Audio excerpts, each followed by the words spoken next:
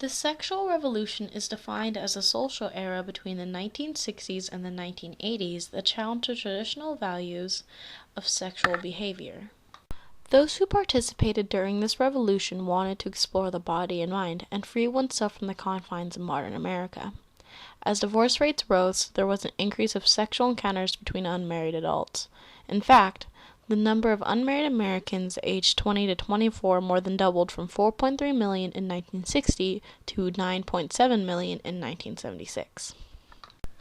This liberation led to the increased acceptance of contraceptives, premarital sex, and abortion.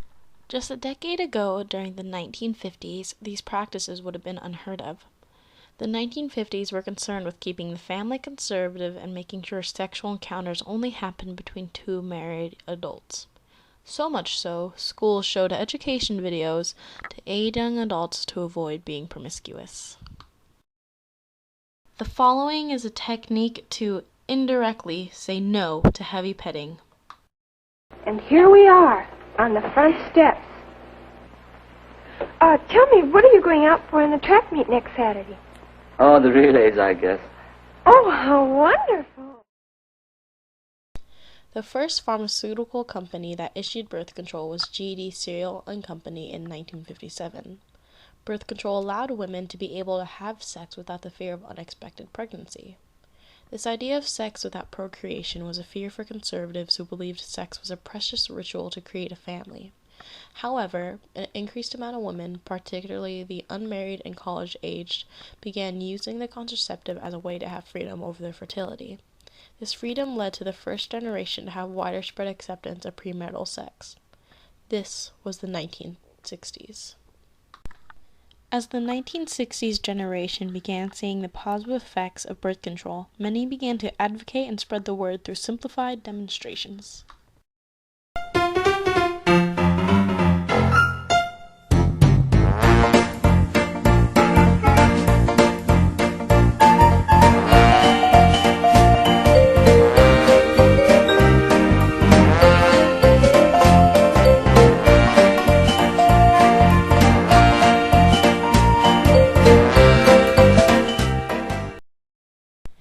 The result of casual sexual encounters led to a subculture using drugs recreationally for religious and mystical experiences to raise consciousness that intertwined with sexual freedom. Psychedelic rock musicians such as Jimi Hendrix, Grateful Dead, The Doors, and the Beatles publicized LSD and created further interest in American use of recreational drugs.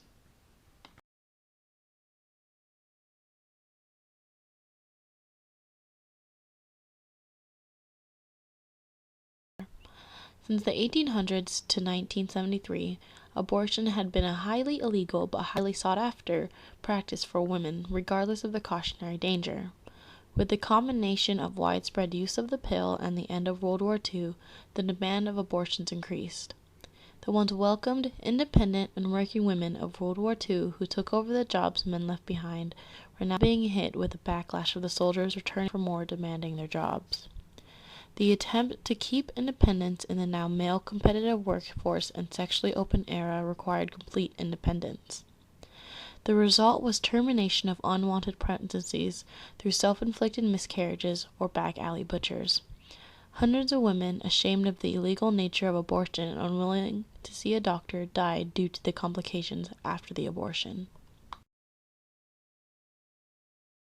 1973 was a landmark year for both the sexual and women's liberations. The Supreme Court decision of Roe v. Wade allowed a woman under the 14th Amendment the right for an abortion if the cause was for protecting the maternal life and the mother's health. This decision, still argued today, is void if the fetus is mature enough to live outside the mother's womb. The following is a voice clip of Sarah Wendington, who represented Jane Roe, who sued against Wade, the Dallas District Attorney and the person responsible for enforcing the anti-abortion statute in Texas. No one is more keenly aware of the gravity of the issues or the moral implications of this case, but it is a case that must be decided on the Constitution. We do not disagree that there is a progression of fetal development. It is the conclusion to be drawn from that upon which we disagree. We are not here to advocate abortion. We do not ask this court to rule that abortion is good or desirable in any particular situation. We are here to advocate that the decision as to whether or not a particular woman will continue to carry or will terminate a pregnancy is a decision that should be made by that individual. That in fact she has a constitutional right to make that decision for herself.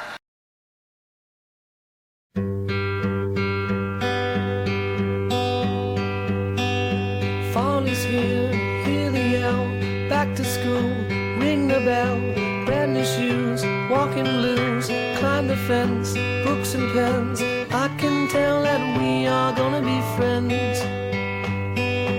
I can tell that we are gonna be friends. And free oneself from the confines of modern America. As divorce rates, these practices would have been unheard of. The 1950s were concerned